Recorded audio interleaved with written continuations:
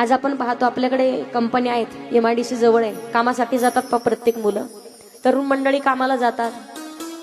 आई वडील अगदी पाहिलं, वडील वाईट मार्गाला, आई वडिलाचं प्रेम नाही मिळालं, कुठेतरी कंपनीत काम करायचं म्हणून मुलगा बाहेर गावी आलेला, आई वडिलांनी लग्न लावून दिलं, त्या मुलाचं लग्नही झालंय, कुठेतरी रूम करून राहतो, 4-5 हजार रुपये महिना त्या रूमचा द्यावं लागतो भाडं त्याला.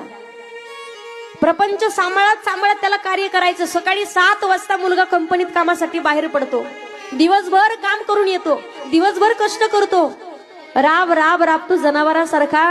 आणि सायंकाळच्या वेळेला फक्त एक अपेक्षा असते. कंपनीत कित्येक मालकांच्या सोबत, लोकांच्या सोबत भांडण झालेले असतील,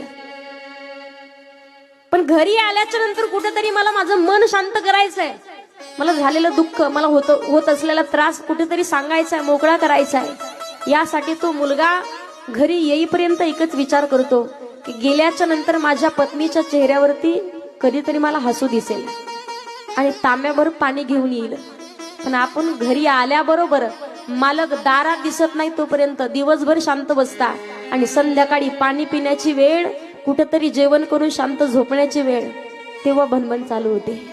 हे संपलं, ते संपलं, ते संपलं, तुमची आई असे बोलली, तुमचे वडील असे बोलले, तुमच्या नंदे, तुमच्या बहिणीनं असं केलं, असं झालं माझ्यासोबत, तुम्ही सुद्धा फोन केला नाही. दिवसभर थकलेला पती सायंकाळच्या वेळेला जी घरातली लक्ष्मी, तिचा हसलेला चेहरा ज्याला पाहायचा आहे, आणि ती जर उदास, ती जर नाराज दिसली, एक भाकर खायची तिथे अर्धीच खाणार आहे. 50 वर्ष, 60-70 वर्ष जगणार तो, 40 वर्ष जगणार आहे. आणि कुठेतरी त्यालाही वाईट पाऊल, चुकीचं पाऊल उचलून आत्महत्या करण्याची वेळ येते पहा.